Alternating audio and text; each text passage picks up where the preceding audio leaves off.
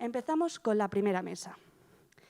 Vivimos en un momento en el que el envejecimiento poblacional exige modelos más preventivos, más tecnológicos y profundamente humanos.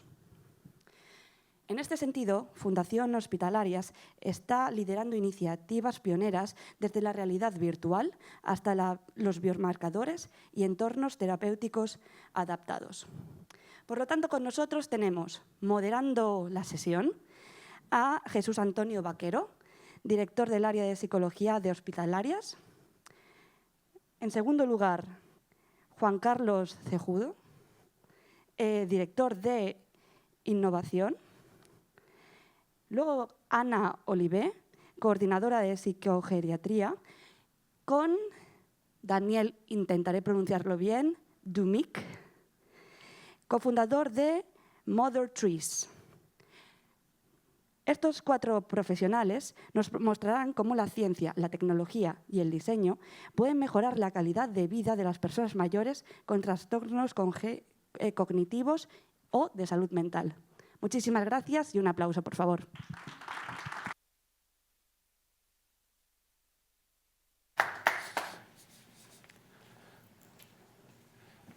Bueno, muchas gracias a todos por venir. Esta primera sesión siempre suele costar un poquito, ¿no? Llenar un poco la sala, pero la verdad es que estamos muy contentos de poder presentaros un poquito lo que estamos haciendo en Fundación Hospitalarias en Cataluña, ¿no? Ahora explicaré un poco en qué consiste Fundación Hospitalarias, que ha cambiado de nombre. Antes éramos diferentes centros, Benito Meni de Sant Boi, que a lo mejor os suena, el Sagrat Cor de Martorell o la Mercè de Barcelona. Ahora formamos Fundación Hospitalarias, ¿no? El corazón de la hospitalidad. En España, Fundación Hospitalarias atiende a más de 360.000 personas, 21 centros y se lleva 145 años de experiencia de la Fundación Hospitalarias. En números más globales, ¿no? Si nos extendemos a todo el mundo, tenemos 350 centros repartidos en 27 países. Prácticamente aplicamos a todo el mundo, ¿no? Llegamos allá. No voy a rayar con mucha historia, pero sí que vale la pena tener un poco los antecedentes, ¿no? De dónde venimos para saber a dónde queremos ir. Empezó el 31 de mayo de 1881. San Benito Meni funda la Congregación de las Hermanas Hospitalarias del Sagrado Corazón porque había visto que faltaba la atención, sobre todo a las mujeres con enfermedad de salud mental y con discapacidad, y a partir de ahí empieza la Orden de las Hermanas Hospitalarias. Los compromisos que desde entonces hasta ahora seguimos manteniendo es la atención integral y personalizada, modelo de recuperación y reintegración de las personas, defensa de los derechos. En el fondo es humanizar la atención, ¿no? Que es lo que ha caracterizado siempre a Fundación Hospitalarias desde el origen. El modelo de atención, por supuesto, centrado en la persona, ¿no? Pues con un hospital de presente y futuro, cuidando el entorno, que es de lo que vamos a hablar hoy, siguiendo el marco de identidad que tenemos con los valores propios de nuestra institución, teniendo mucho cuidado de las personas, tanto de las que atendemos como de los profesionales que están en la propia institución, fomentando el conocimiento y siempre poniendo el corazón en el centro, ¿no? Que es lo que tenemos. Haciendo un poco de repaso de los 3 centros que componen, son 4, pero el Hospital de San Rafael no hace tanta salud mental. Los 3 que representamos aquí, en Fundación Hospitalaria Sant Boi, llevamos más de 125 años. Comentaban en el auditorio ayer, ¿no? Que se había pasado de la ciudad de los locos a una ciudad pionera de atención en la salud mental a nivel mundial. Bueno, pues desde 1899, que había 1.700 pacientes en 7 hectáreas de terreno, pues a lo que estamos ahora, ¿no? Bueno, somos un centro concertado por la Generalitat de Cataluña y apostamos por la atención sanitaria y social integral, abarcando todas las esferas, ¿no? Tanto la importancia de la investigación como de la docencia, como la propia asistencia. Fundación Hospitalaria Sant Boi engloba 3 centros, que es el de Hospitalet, el de Granollers y el de Sant Boi propiamente, ¿no? Más de 1.200 trabajadores con 24.000 personas atendidas al año. Y ahora pues vamos evolucionando, ¿no? También la parte de Martorell, de hospital psiquiátrico, como vemos aquí en 1963, ahora que es Fundación Hospitalarias Martorell, la evolución que ha ido teniendo. Vemos la distribución de los dispositivos, ¿no? Tanto de atención intermedia como de salud mental, y la zona de Cataluña a la que da atención, ¿no? Desde el Baix Llobregat, el Vallès, Berguedà. Y la Clínica de la Mercè, ¿no? Antiguamente, ahora Fundación Hospitalarias Barcelona Nord, también ha ido evolucionando con una distribución de camas y de dispositivos que ha ido evolucionando a lo largo del tiempo, y la atención de los dispositivos de la ciudad de Barcelona la que da atención también. Y hasta aquí la introducción que queríamos hacer, que tampoco queríamos que fuese demasiado larga, pero sí consistente para tener el contexto de lo que estamos, ¿no? Ahora venía a explicaros, en Sant Boi estamos utilizando desde hace un par de años gafas de realidad virtual para estimular cognitivamente a los pacientes, ¿no? El hospital de día que nosotros tenemos está dedicado exclusivamente a estimulación cognitiva. El hospital de día está dirigido a personas mayores de 60 años. Es importante que sea un deterioro cognitivo leve o en una fase prodrómica para poder ofrecer esta estimulación cognitiva, que en una fase avanzada probablemente no podríamos dar esa atención que se requiere. Y el objetivo es ralentizar esta progresión del deterioro cognitivo, ¿no? Se dividen en varios grupos para que los pacientes puedan descansar. No vienen todos los días, vienen 2 o 3 días a la semana, y vienen en un horario, una franja horaria de 4 horas, ¿no? Por la mañana, o de 2 horas más o menos por la tarde, para hacer esta atención. Y ahora no sé cómo se pone el vídeo.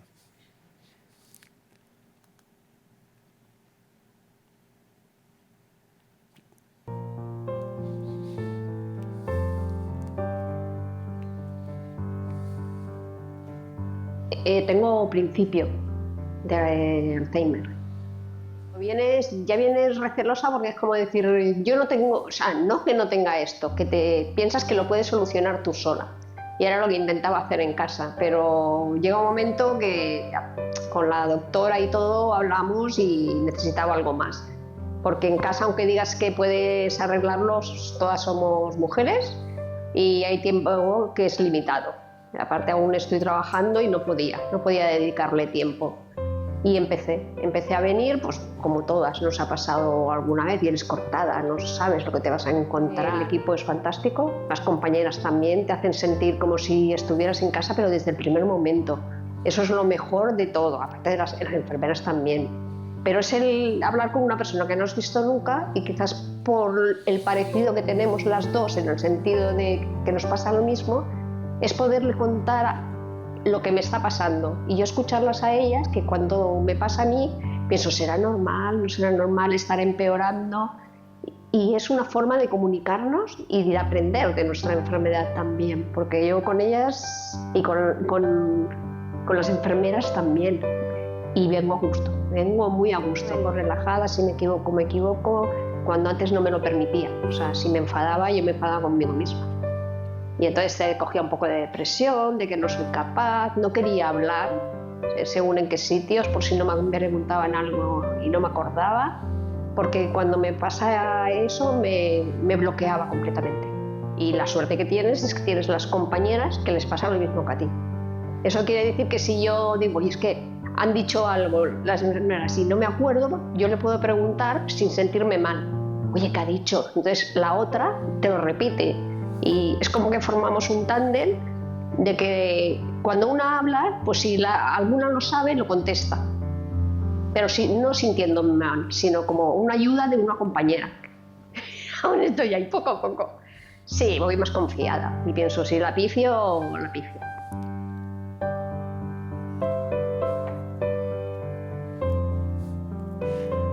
Este es un vídeo que hicimos para el Día Mundial de Alzheimer, como veis aquí, y realmente es la experiencia que tienen los usuarios y las usuarias. No son todo mujeres, aunque parezca que habla solo de sus compañeras, son usuarios y usuarias que están dentro del hospital. Entonces, las actividades que se hacen en el hospital de día no son solo gafas de realidad virtual, que ahora entraremos, ¿no? Sino que es orientación a la realidad, todo el programa de Cuídate Diario con todas las actividades que representa, se hace musicoterapia, se hace psicomotricidad, y la parte propiamente de estimulación cognitiva la hacemos principalmente en 3 vertientes. Por un lado, con fichas, ¿no? Para estimular también la grafomotricidad, que es muy importante, mediante alguna aplicación como es el NeuroNav, con una tablet, donde los usuarios al principio están un poco recelosos, ¿no? Porque son gente mayor y que coger una tablet les cuesta, y después ya las gafas, que claro, si la tablet al principio les cuesta, las gafas es un mundo nuevo. Pero desde enero de 2025 pues hemos empezado con estas gafas de realidad virtual y la verdad es que es una experiencia que pensábamos que, bueno, que no les gustaría o que a lo mejor se sentían incómodos, podrían marearse, ¿no? Que a veces hay la sensación de que pueda pasar y todo lo contrario, o sea, nos demandan más. Aquí ya un pequeño vídeo también donde...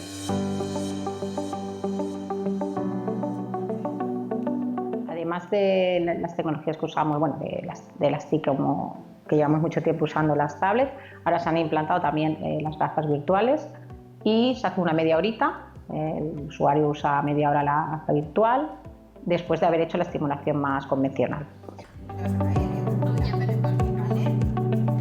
Hay una parte que es visualizar cosas, en donde ellos pues piden, eligen si quieren visitar un país, si quieren visitar un museo, si quieren visitar, no sé, o tener una experiencia, porque hay experiencias, pues a lo mejor viajar en globo, ¿no? Entonces, en esa realidad virtual, pues ellos lo piden. Y otra parte durante la sesión, que nosotros les ponemos ejercicios más de estimulación cognitiva también, donde ellos tienen que usar ya un mando y donde tienen que hacer tareas, ¿no? De ahí la estimulación, pues buscar algo, encontrar algo, pescar, ¿no? Según qué actividades, ¿no? Hay esa parte también de que les aparece delante de ellos, pues un paisaje, una vivencia en la que pues se sonríen según lo que vean. Si están dentro de un teatro y están viendo una obra de teatro, pues los oyes decir aplaudir, ¿no? Y esa parte es muy importante también de diversión. Es que parece que los tengas aquí.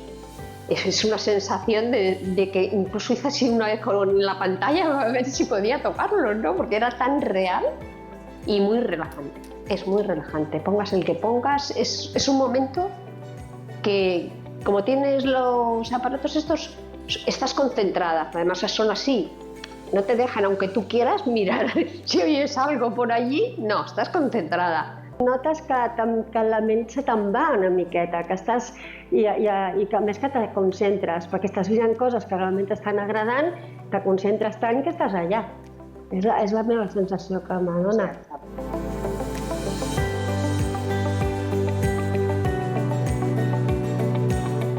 Molt bonic, la veritat que val la pena. Aquestes cosetes val la pena, ho tindria que fer tothom, això, de tant en tant. Las personas que tengan la suerte de poder hacer esta experiencia, que lo hagan, porque no tendrán otra experiencia igual.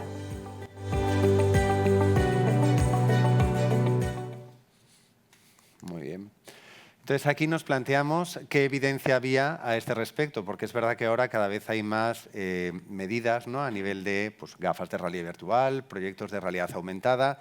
¿Qué evidencias hay a este respecto? Y realmente hay muy poquita evidencia científica de que esto sea útil. Entonces nos planteamos, bueno, a lo mejor estamos haciendo cosas que son muy innovadoras, muy guays, pero que no valen la pena, ¿no? Entonces nos planteamos hacer un estudio con esto y presentamos unos datos muy preliminares porque hemos empezado en enero y tampoco tenemos muchos datos, ¿no?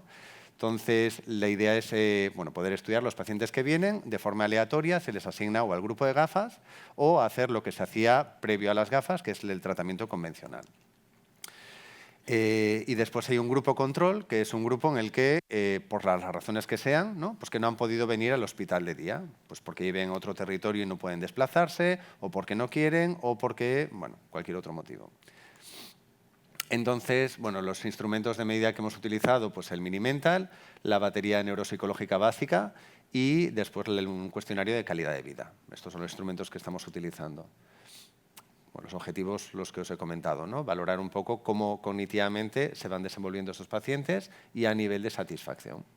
Entonces, los resultados preliminares que tenemos, ya digo, con una N muy pequeñita, la verdad es que son prometedores, ¿no? Y nos dice que puede ser que cuando ampliemos la muestra, ¿no? Tengamos unos datos más significativos, pero el grupo de gafas, ¿no? Como veis aquí, sí que tiene mayor significación en el rendimiento cognitivo y también en la calidad de vida, en las dos cosas, ¿no?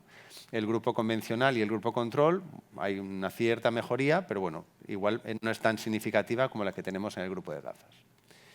Y hasta aquí. De momento no os puedo contar nada más. Espero que el año que viene poder tener más datos interesantes para poder explicar más en detalle y después, si queréis, cuando tengamos la mesa, al terminar las tres ponencias, pues las preguntas que queden pendientes, ¿vale? Muchas gracias a todos.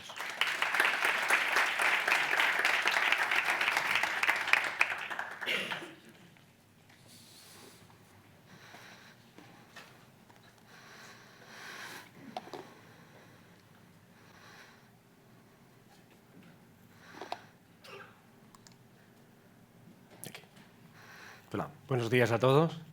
Gracias por la asistencia y gracias por invitarme desde Fundación, aunque pertenezco también a Fundación, pero siempre me gusta que me inviten a poder hablar de lo que trabajamos en nuestra unidad de demencias, ¿no?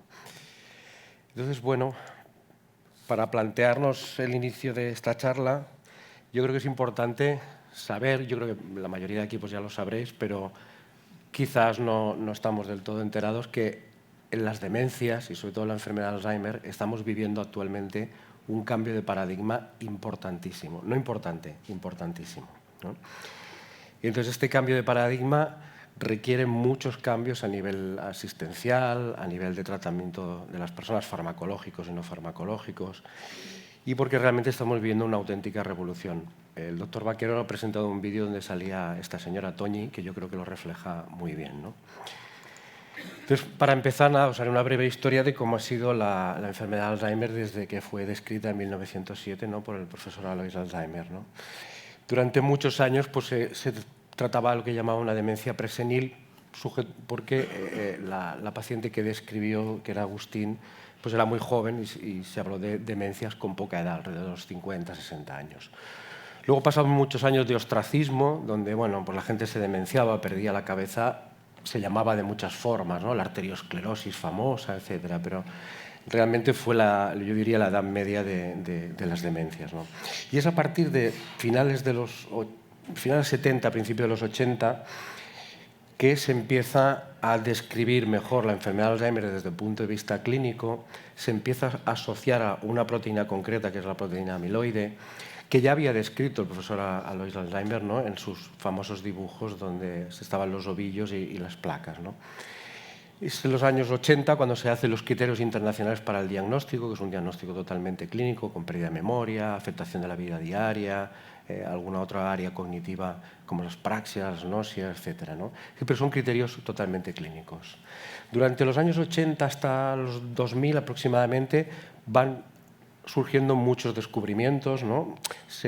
Como principales pues, se describe por Brack y Brack las etapas neuropatológicas, es decir, las lesiones que van quedando en el cerebro. Se describen formas ya genéticas, ¿no?, las presenilinas 1 y 2, ¿no?, en personas muy jóvenes, incluso de 30 y pocos años, ¿no?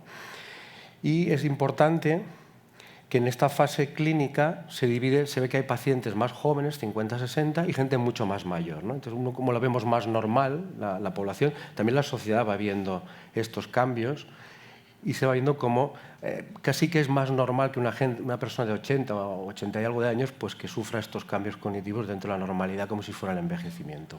Esto, afortunadamente, hoy no es así para nada, ¿no? Con estos criterios empieza a haber un hueco. Y es que empezamos a ver personas que pierden un poquito la memoria, pero no tienen demencia. Es decir, pueden hacer su vida diaria, pueden continuar incluso trabajando. Y sufrimos durante muchos años el hueco de la vergüenza, que le llamo yo, porque es que estas personas venían a las unidades de memoria y lo único que les decíamos, le falla la memoria, venga el año que viene que veremos si ha empeorado o no, ¿vale?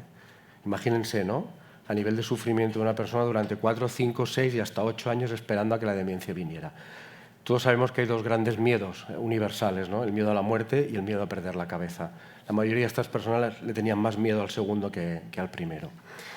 Y es ya en los años 2005-2006 cuando se empieza a trabajar en biomarcadores. Es decir, el diagnóstico ya no se va a hacer por la clínica, sino que empezamos a poder detectar el beta-amiloide y la proteína tau, que son los dos grandes responsables de la enfermedad de Alzheimer, en líquido cefalorraquídeo.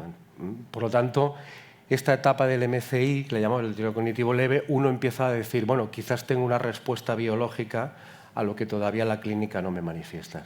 Y a partir de aquí veis cómo se disparan estas dos grandes épocas a las que estamos viviendo ahora, que es los biomarcadores, es decir, llegar al diagnóstico a través de unas proteínas, el líquido cefalorraquídeo, y luego os explicaré que ya en sangre, ¿vale? Y empiezan las primeras llamadas vacunas, que en realidad lo que son cuerpos monoclonales que lo que evitan es el depósito de amiloide. Por lo tanto, con esta fotografía pasamos de los criterios del año 84, donde solamente veíamos el diagnóstico claro y evidente. Yo muchas veces decía la broma que era el diagnóstico de portera, ¿no? De portera porque la portera del edificio de la señora que hacía Alzheimer ya lo sabía que aquella señora no estaba bien, ¿no? Y era poco más lo que hacíamos en esas unidades de demencia.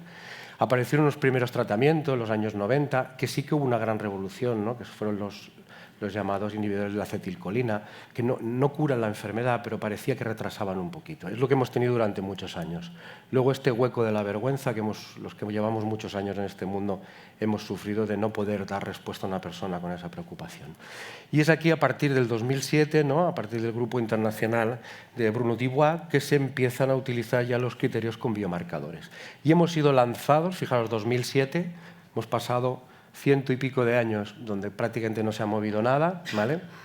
Sí, la importancia de las enfermedades que cursan con demencia y sobre todo la enfermedad de Alzheimer, y poco a poco nos hemos ido transformando hasta que llegamos al 2024, donde los criterios ya no solamente... Ahora hay dos grupos internacionales, uno que defiende el diagnóstico clínico-biológico y un grupo internacional que dice que es una enfermedad desde el punto de vista biológico y sin darle esa importancia a la clínica. Aquí ya estas dos divisiones internacionales. Yo os intentaré dar un poquito más de información a ver en dónde nos colocamos, ¿no? ¿Qué nos dice la biología?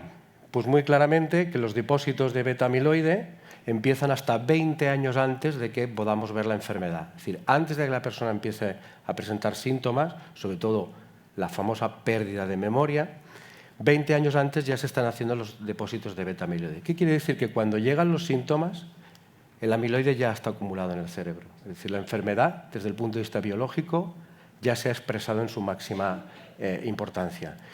La otra proteína, que es la tau, viene detrás, ¿vale? Entonces, en la cascada del beta-amiloide no se sabe muy bien todavía los mecanismos exactos, pero lo que está claro es que cuando juntamos amiloide y tau, tenemos lo que yo le llamo la catáustrofe, porque es realmente cuando viene el declinar y todos los síntomas cognitivos y la expresión funcional en la persona. Por lo tanto, sabemos la importancia de la cascada amiloide, pero en los últimos años también hemos visto otras cosas. Es decir, que en el cerebro no solamente estas dos proteínas, el amiloide es extracelular, la tau es intracelular, cuando se juntan las dos mueren las neuronas. Pero es que además hay una reacción inflamatoria y una reacción autoinmune. Por lo tanto, no solamente son mecanismos de estas dos proteínas, sino que están interviniendo otros mecanismos, quizás de defensa, no se sabe, quizás de defensa, quizás como epifenómeno, quizás como compensatorio, pero que realmente la inflamación y los mecanismos autoinmunes se ponen también en marcha, lo que entra en la espiral de la destrucción neuronal y sináptica. Hoy en día encontramos muchos marcadores, muchas proteínas, ¿no? Que van a estar asociadas y que por lo tanto también van a tener un papel importante no solamente en el desarrollo de la enfermedad, sino en estrategias terapéuticas que se pueden aplicar a nivel biológico. Y más, ahora tenemos mucho más. Y es que además sabemos que hay otras patologías en el cerebro de las personas diagnosticadas con Alzheimer. Es decir, una persona con una enfermedad de Alzheimer pura prácticamente no existe, no llega al 17% de los pacientes en estudios neuropatológicos. ¿Qué es lo que tenemos? Pues partners in crime, ¿no? Tenemos otras enfermedades neurodegenerativas, sobre todo las TDP-43-patía, los cuerpos de Lewy, que es una enfermedad neurodegenerativa que además cursa también con parkinsonismo, la esclerosis hipocampal y, por supuesto, a la que aumenta la edad, la copatología vascular. Por lo tanto, sabemos que tenemos más proteínas, más elementos, más reacciones biológicas y más enfermedades en ese cerebro Alzheimer.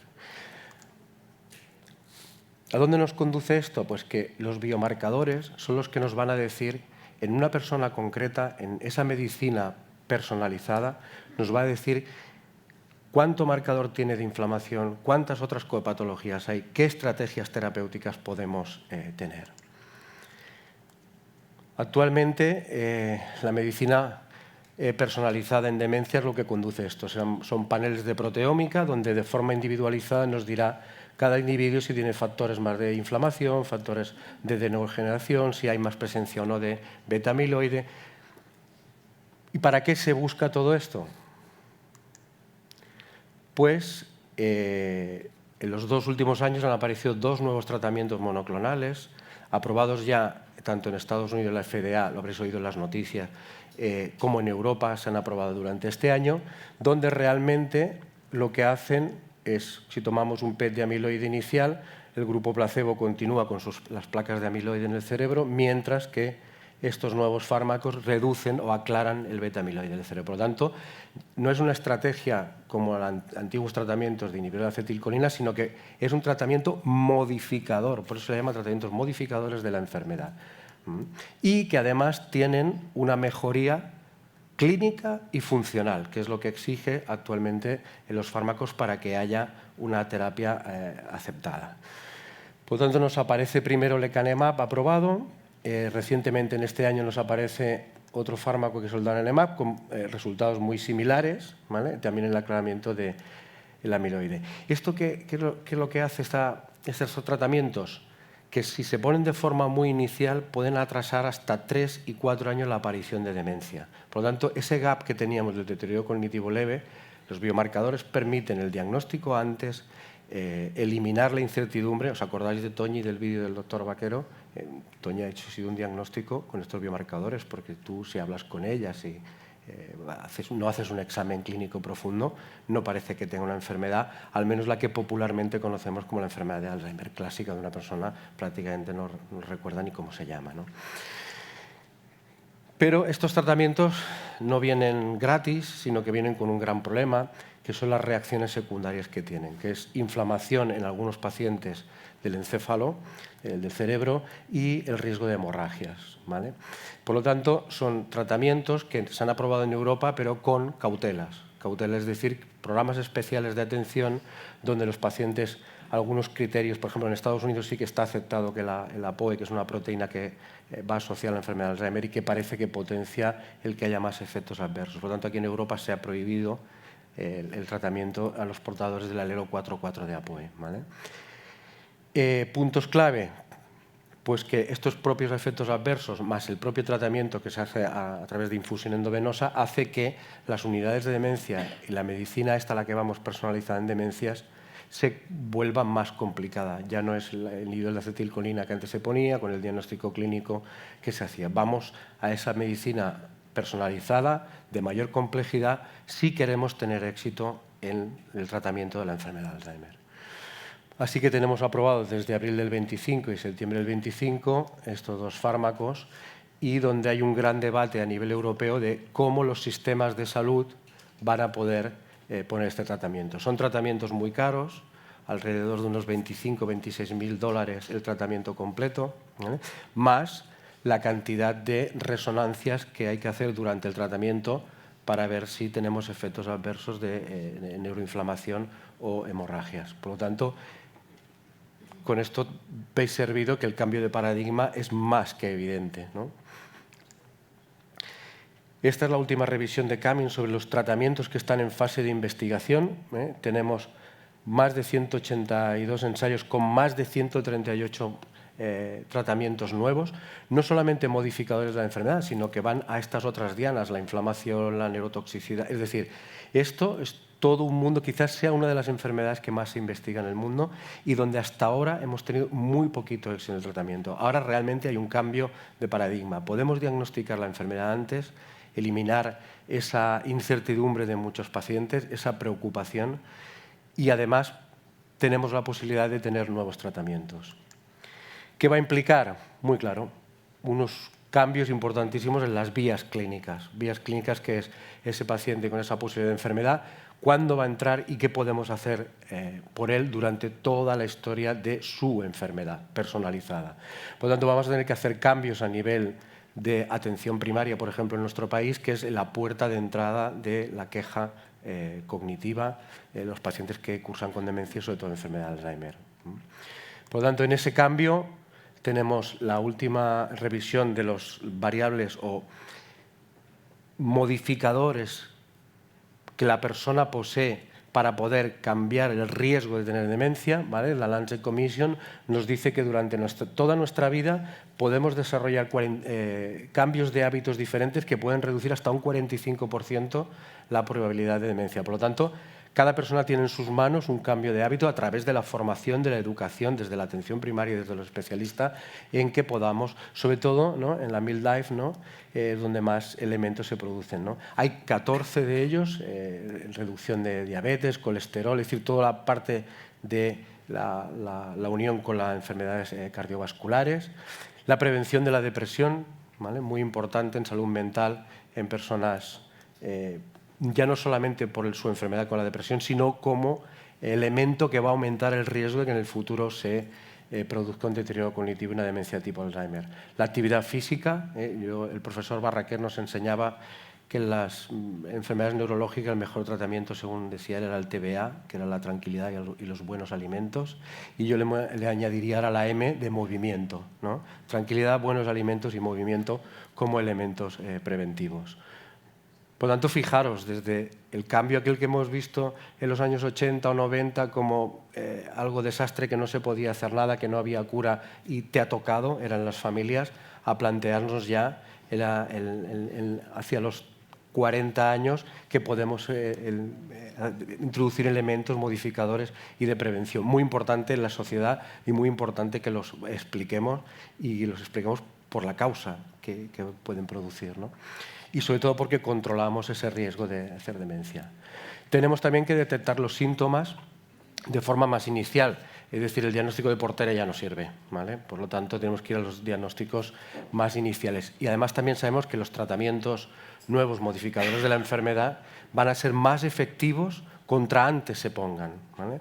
Recientemente, ahora la semana pasada, la doctora Teresa Gómez Isla, en la reunión de la Sociedad Española de Neurología, nos explicaba en una diapositiva, que no la puedo poner porque hasta que no lo publiquen, pero realmente aquellas personas con el mini-mental más altos eran los que durante el primer año y medio de tratamiento se mantenían. Así que contra antes, mejor.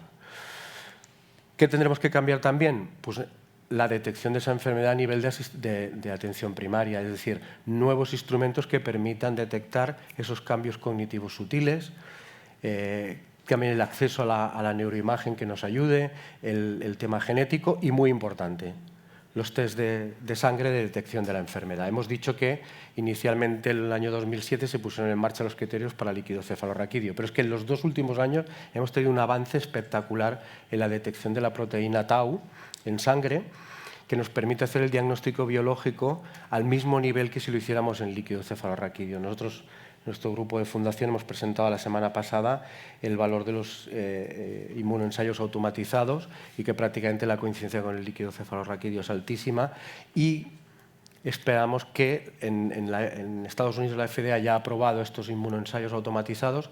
Nosotros los hacemos a nivel todavía de investigación, pero es muy probable que a finales de año o primeros del año que viene estén aprobados por la Agencia de Medicamento Europea como Medical Device Diagnóstico y que, por lo tanto, pasen a la rutina. Por lo tanto, si juntamos los medios de detección, la atención primaria, la detección en sangre, que es mucho más fácil que no hacer una punción lumbaria y la determinación del líquido cefalorraquídeo. Tendremos que cambiar también las unidades especializadas, no solo la atención primaria, a hacer nuevos circuitos. Aquí tenemos el programa de demencias de Cataluña a nivel teórico, donde se ha implementado mucho la parte del diagnóstico etiológico, pero tenemos que seguir haciendo el trabajo que hemos hecho hasta ahora, como siempre, ¿no? Hacer un seguimiento de estos pacientes, la complicación que puede haber en las demencias, sobre todo los trastornos de conducta, ¿vale? Los tratamientos, los nuevos farmacológicos, pero no olvidarnos de los no farmacológicos, ¿no? Como el doctor Vaquero nos ha presentado, las gafas de realidad virtual y muchos otros tratamientos. Es decir, no podemos dejar de hacer lo que se hacía hasta ahora, porque era importante y era humano, sino que además tenemos que incorporarnos los nuevos tratamientos. Por lo tanto, tenemos muchísimo trabajo, mucha transformación de los sistemas de salud, ¿vale? Se está preparando ya a nivel nacional un consenso de expertos para ver cómo se puede hacer esta transición para estas nuevas unidades, porque estas nuevas unidades van a necesitar muchísima tecnología, mucho más apoyo de recursos humanos. No olvidemos los efectos adversos tan importantes que da, que también van a hacer que nuestros sistemas de salud o están bien programados o quizás no podamos ofrecer estos tratamientos. Es un tema que yo creo que es vital, de vital importancia en estos momentos, que todos los que trabajamos en el ámbito de demencias y en salud mental seamos muy conscientes de lo que viene encima y que está en nuestras manos poder cambiar este paradigma de la antigua demencia como algo irremediable, ¿no? Como el detritus humano que ya pues, no se podía hacer nada por él. Yo creo que todos somos responsables aquí de que esto se produzca, este cambio. Se están haciendo estimaciones de los pacientes, la verdad que no hay unos números claros y se irá definiendo. Más o menos, el doctor Pascual Leone me decía que en Estados Unidos, más o menos, en la clínica que él dirige en Brigham, más o menos tenían que testar unos 1000 pacientes para que uno llegara al tratamiento, es decir, a nivel poblacional, es decir, desde la queja, el diagnóstico. Por lo tanto, tenemos muchísimo trabajo de screening, muchísimo trabajo de preparar a aquella persona que sea candidata para los tratamientos. Y nada, yo espero que el futuro haga que, como hemos hecho en Fundaciones Hospitalarias, pues vayamos preparando este futuro a nivel de diagnóstico. Nosotros ya hemos preparado esta primera parte donde con el plasma solo aproximadamente el 80% de los pacientes pueden quedar ya diagnosticados como con enfermedad de Alzheimer o sin enfermedad de Alzheimer. Solamente un 20% tendrán que pasar a punción lumbar y líquido cefalorraquídeo, con lo que hemos disminuido muchísimo más lo que es la parte intervencionista, ¿no? de la prueba, con los riesgos que supone, aunque son mínimos, pero de entrar en el espacio intratecal, ¿no?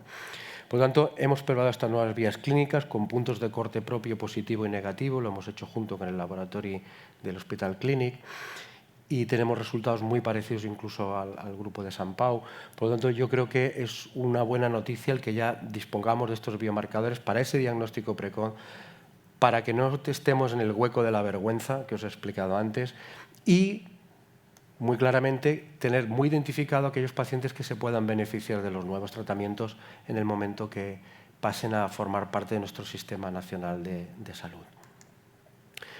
No nos hemos olvidado que también en salud mental, la parte de psiquiatría, os digo, hay que dar un diagnóstico cuando la persona todavía no tiene demencia y es consciente de lo que le ocurre. Como podréis imaginar, este diagnóstico no se parece en nada al que hacíamos hace 10 años. Habéis visto a Toñi lo consciente que era de su situación, habla de la vergüenza, habla de aquí ya me da igual, ya puedo hablar aquí, me da igual que me equivoque. Es decir, hemos tenido que introducir, hicimos primero un programa de detección, pero hemos tenido que introducir la figura de un psiquiatra para que esté muy pendiente de estos casos que se diagnostica de forma prodrómica, porque la comunicación del diagnóstico en estos pacientes cambia totalmente. Muchos de ellos aparece ansiedad, aparece mucha depresión.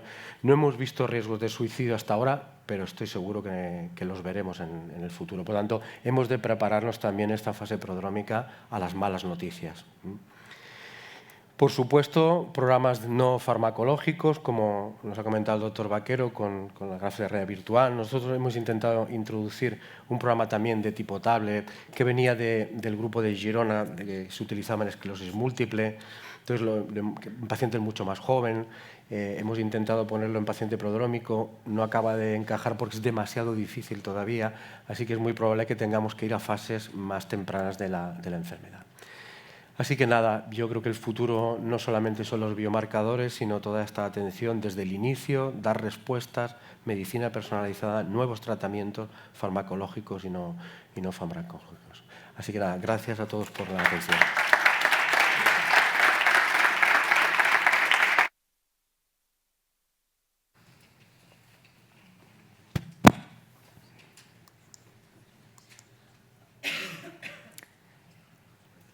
Buenos días a todos.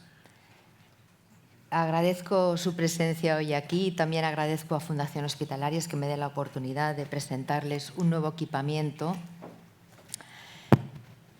que sería el CAIP Jordà, que es este edificio en forma de L situado entre el Hospital de San Rafael y la Unidad Polivalente Barcelona Norte de Fundación Hospitalarias Barcelona Norte. Fíjense que estamos justo al lado del gran monstruo del Hospital del Valle de Hebrón. ¿Y por qué se genera la necesidad de construir este equipamiento en el AIS Nord de Barcelona? Pues bien, este equipamiento nuevo viene un poco generado a instancia del Departamento de Salud y la Agencia de Atención Integrada Social y Sanitaria. Es un equipamiento que surge un poco analizando la actividad de la atención intermedia. Todos los recursos de atención intermedia, si vemos de dónde proceden los pacientes que ingresan en recursos de atención intermedia, la mayoría vienen de hospitales grandes, de urgencias hospitalarias grandes, como el Valle de Hebrón en nuestro caso. Entonces, llegamos a la conclusión hace 3 años de que quizá no había un equipamiento en atención intermedia en esa transición entre lo que sería la atención comunitaria y la atención hospitalaria, que tuviera una mirada directamente a comunidad.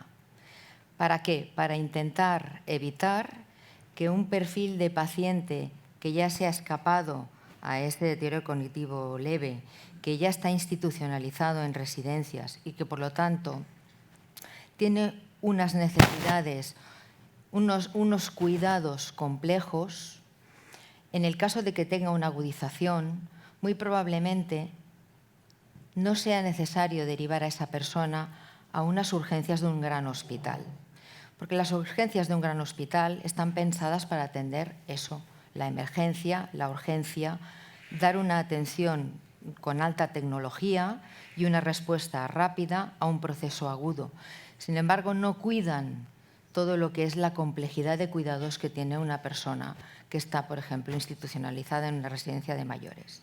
Por tanto, hace más de 3 años, nosotros empezamos un programa piloto conjuntamente con una residencia de la Fundación Albà, que es la residencia San Miquel, y establecimos un circuito de acceso rápido en el caso de que los pacientes, las personas que residían en esa residencia, tuvieran un proceso agudo que descompensara o bien su situación basal neurológica o bien su situación basal de salud mental, y que requirieran una atención rápida, pero no necesariamente con un soporte tecnológico elevado.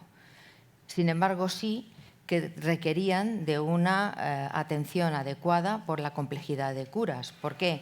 Porque son pacientes multimórbidos, polimedicados, la mayoría con algún grado de deterioro cognitivo, más bien moderado avanzado, que además son frágiles y que muchos son dependientes y, por lo tanto, necesitan unos cuidados complejos que en una unidad de urgencias de un hospital grande no existe. Por tanto, en base a eso, se generaron esos circuitos de acceso rápido con una atención que se provee integrada entre la unidad de media estancia del antiguo Hospital Mayor de la Mercè, actualmente Fundación Hospitalarias Barcelona Norte, el CAP de San Rafael y el equipo interdisciplinar de la residencia de la Fundación Albà. ¿Qué hacíamos?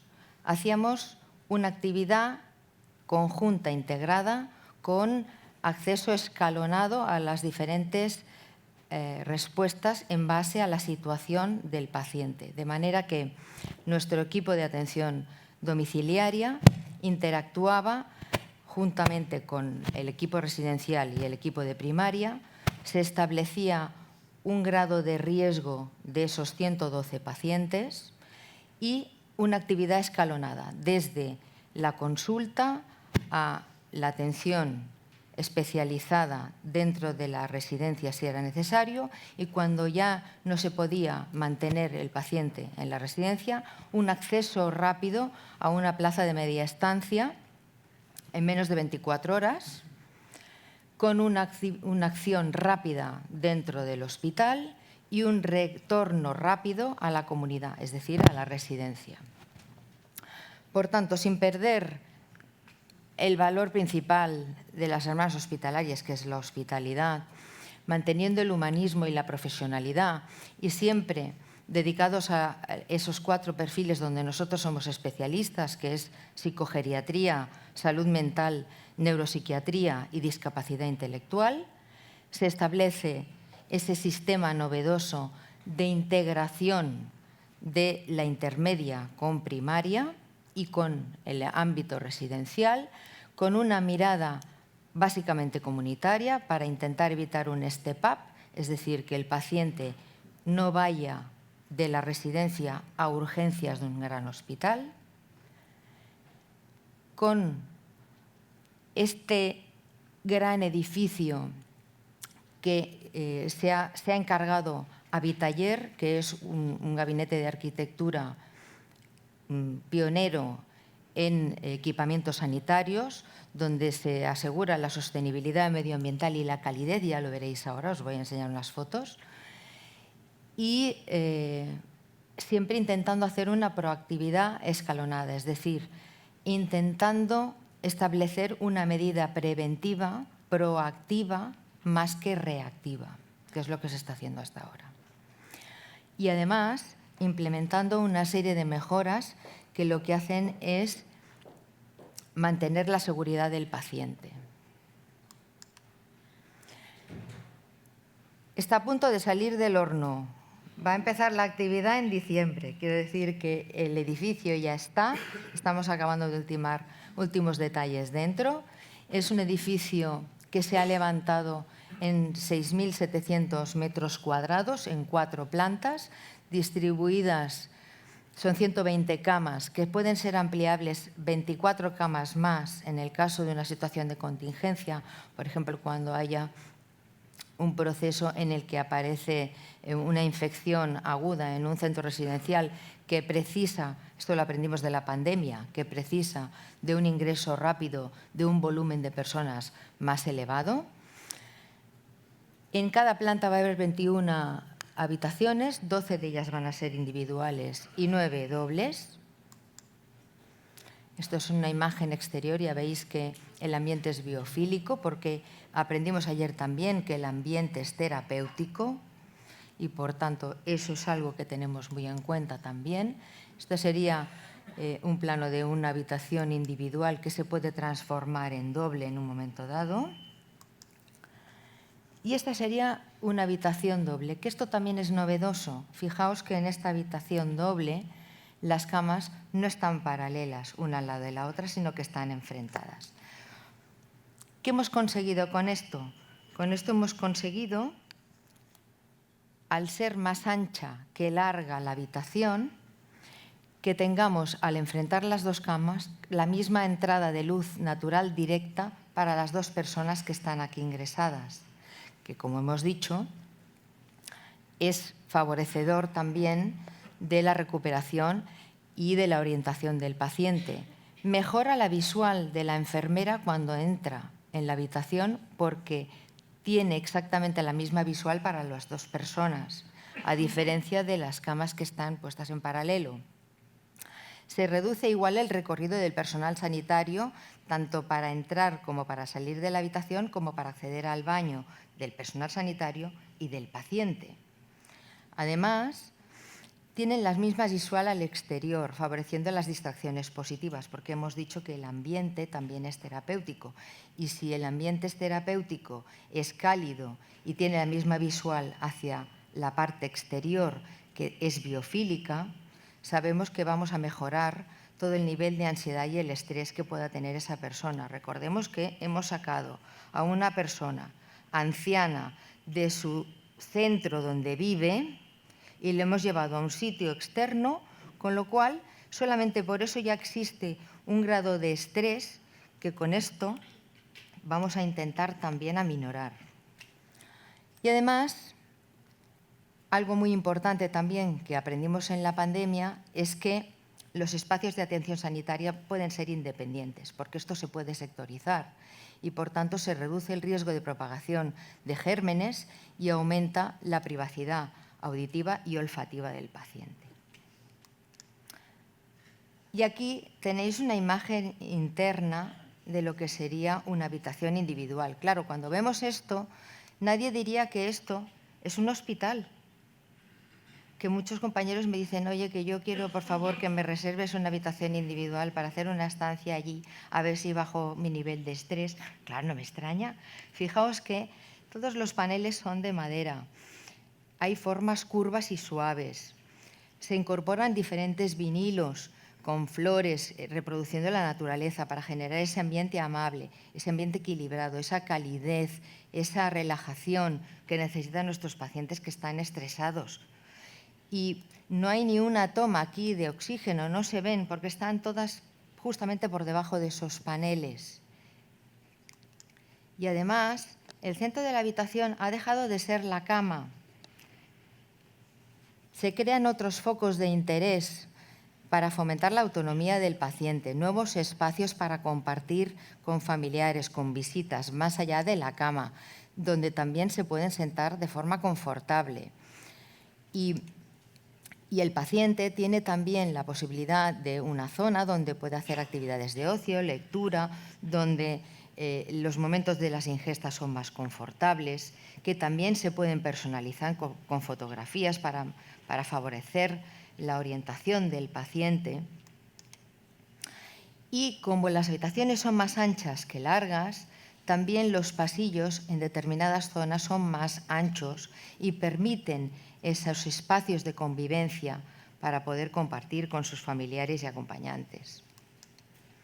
Y además también hay salas de estar polivalentes, que son espacios amplios con una terraza exterior, donde también se crea ese entorno biofílico con distracciones positivas y que también sirven para que el personal tenga su momento también en una zona de más relajación.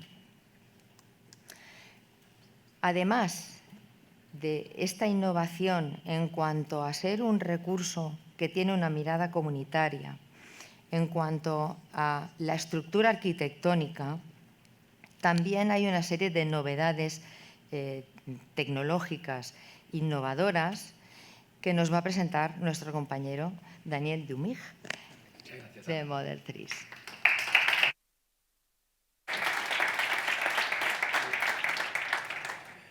Imaginaos construir un hospital desde cero, no se ve tantas veces, ¿no? Y no solo con un enfoque en cuidar al paciente, sino también en innovar para mejorar lo que es el bienestar de los pacientes.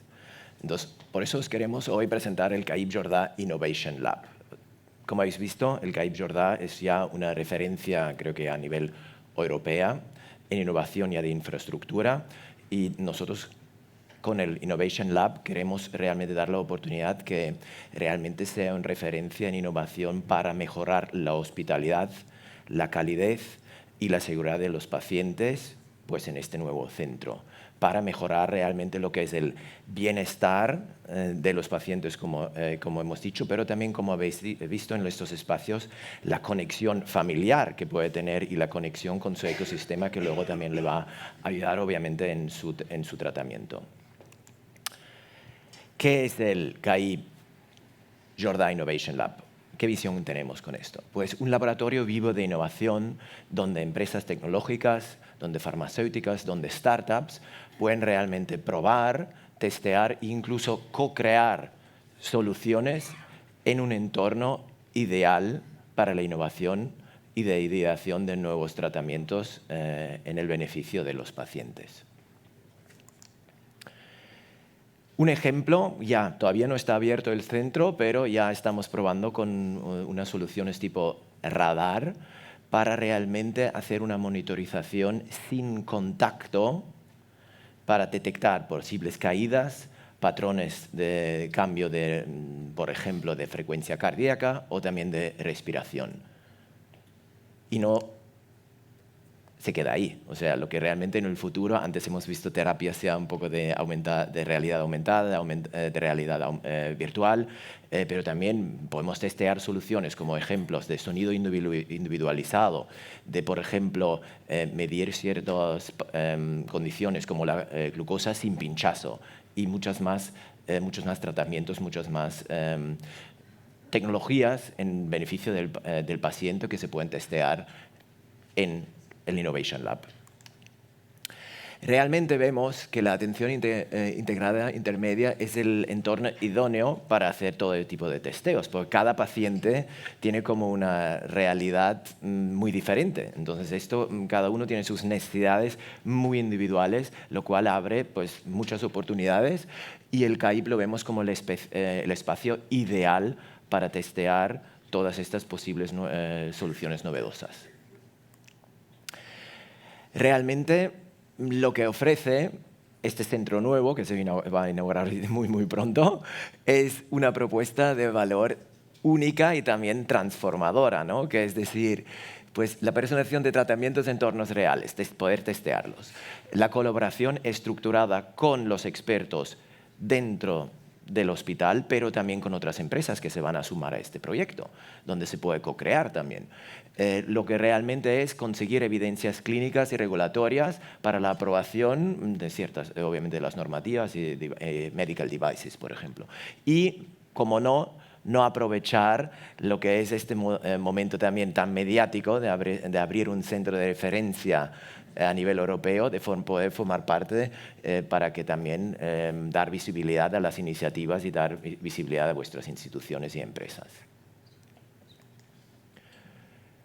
El abanico de oportunidades para la innovación realmente es amplio, ¿no? Desde tecnologías de personalización del tratamiento, asistencia, rehabilitación, también la digitalización de todos los procesos también dentro del centro. Y realmente lo que antes ya hemos comentado ya con los arquitectos, pero también seguir construyéndolos, que son los entornos inteligentes ideales para el cuidado de los pacientes. Pero ¿qué ganan los pacientes, ¿no? Con todo esto? Que esto también es muy importante, que los pacientes son realmente por lo cual hacemos todo esto, ¿no? Realmente ganan acceso a tratamientos muy adaptados a sus condiciones muy específicas, que luego esto obviamente les puede dar mayor autonomía, dar calidad de vida, aumentar lo que es la calidad de vida del paciente y en general pues hacer esta experiencia más humana, humanizar lo que es la experiencia del tratamiento a través de nuevas tecnologías y nuevas soluciones que se pueden probar pues en el lab. Y las empresas, ¿no? Ya es como hay de empresas que obviamente lo que antes hemos hablado de lo que son empresas tecnológicas, farmacéuticas, pues realmente consiguen un entorno de validación y de prueba ideal para probar las soluciones. Un ecosistema, como antes hemos dicho, de expertos, pero también de otras empresas con los cuales co-crear y lo que realmente son, como antes hemos dicho también, lo que es estos datos clínicos que necesitas para validar según qué tratamiento pues en el sitio de referencia.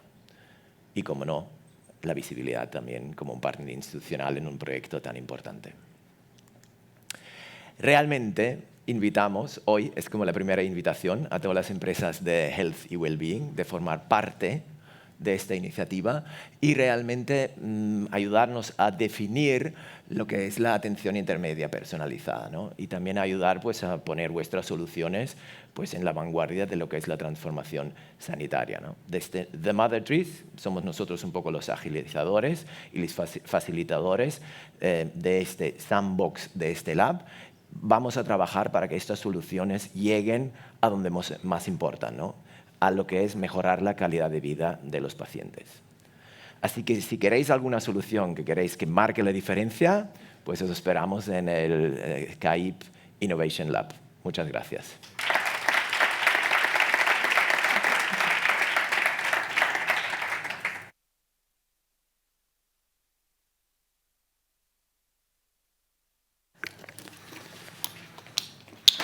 A ver, mi espalda.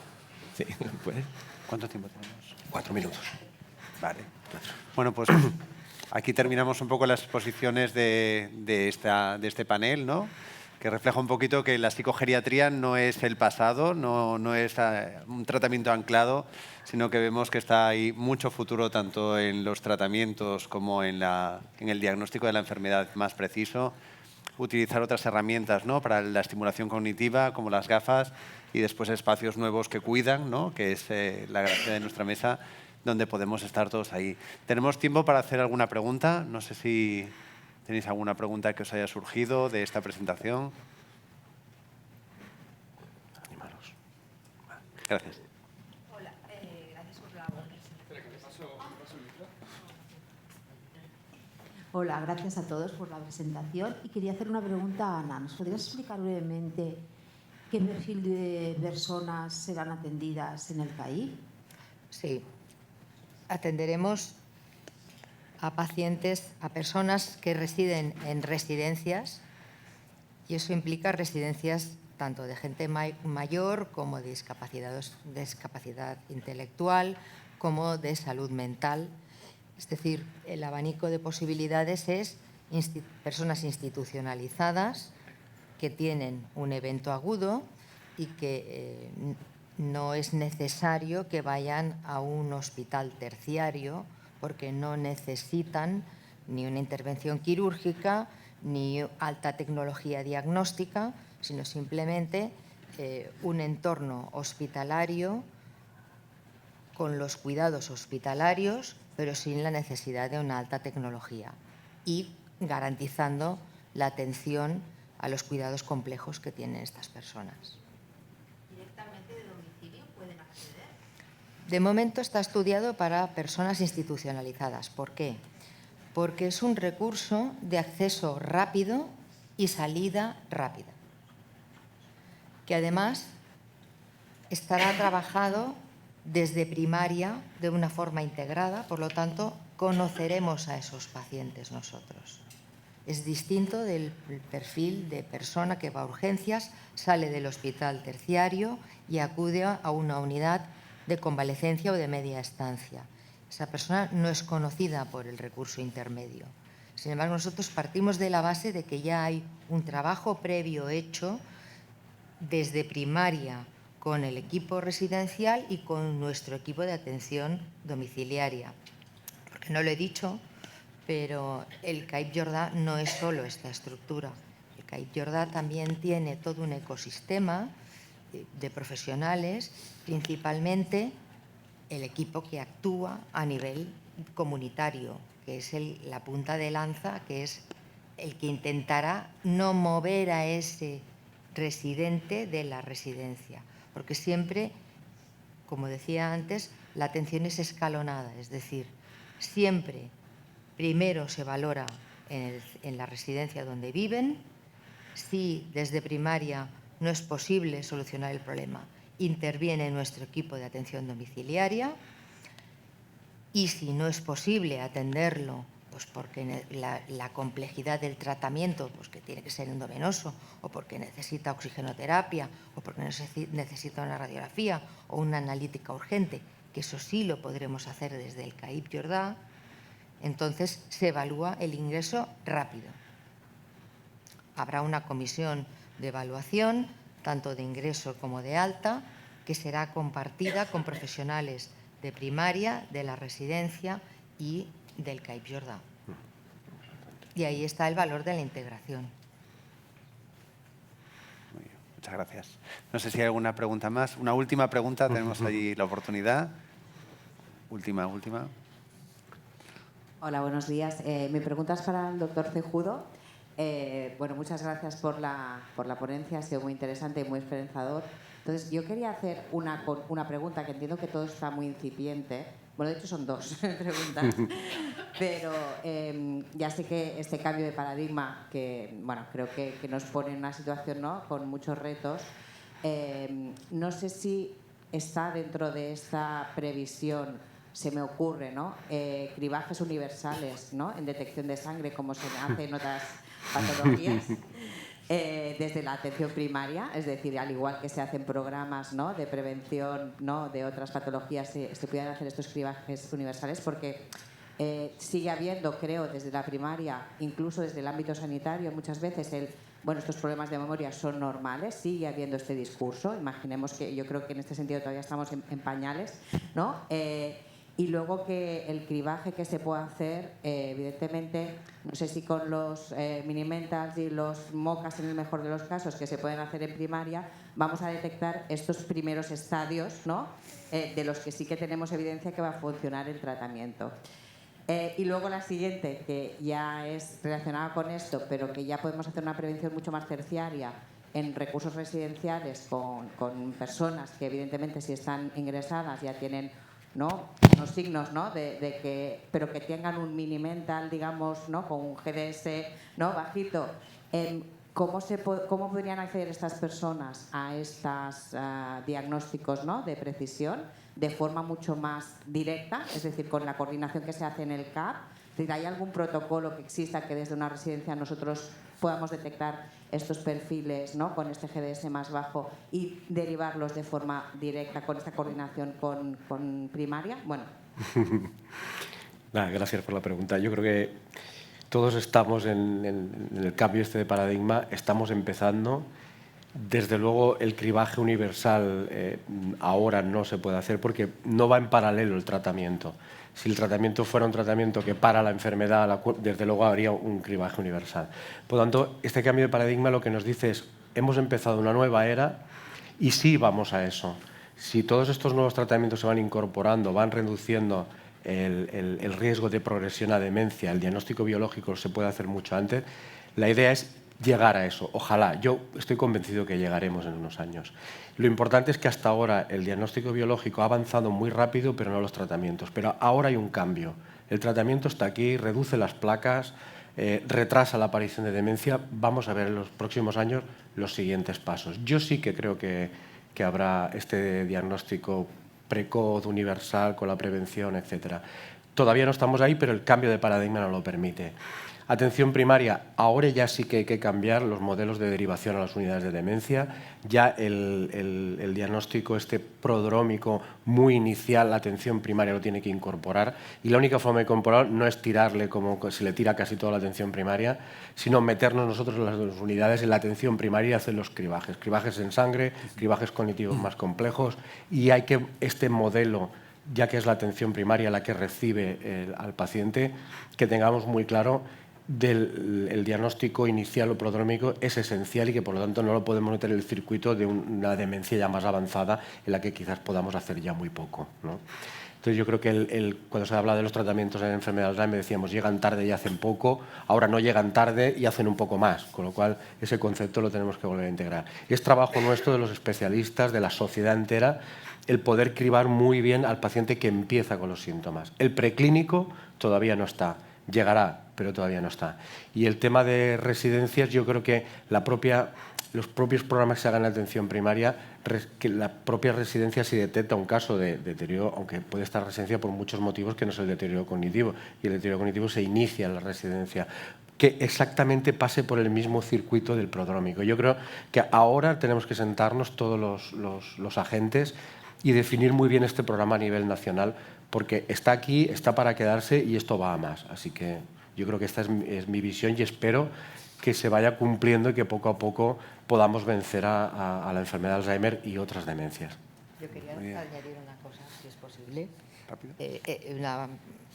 Romper una punta de lanza por las residencias está muy encima de todo esto y primaria también. Es decir, la persona que reside en un centro residencial tiene los mismos derechos y el acceso exactamente igual a las mismas pruebas que el resto de la población general.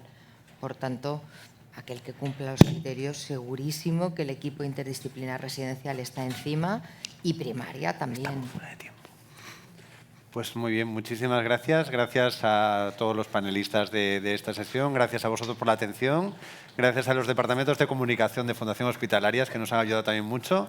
Y muchas gracias a todos. Nos vemos en la siguiente. Gracias.